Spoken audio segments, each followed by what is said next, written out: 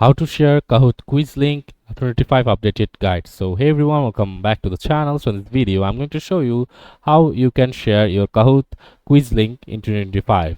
So first of all, you need to open a new web tab, and after that you have to search for Kahoot. And as you can see, kahoot.com is the official website of there, and you just have to simply click on login and log into your account. And I have already logged into my account, and after logging into your account you can just see there is multiple options here. You just have to simply click on the library.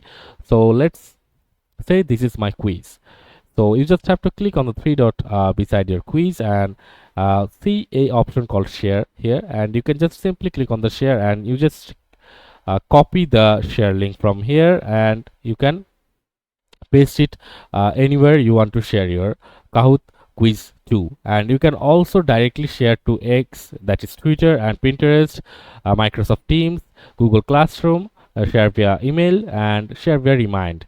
So you can directly share on the social sites from the Kahoot. So that's it for this video, guys. See you on the next one.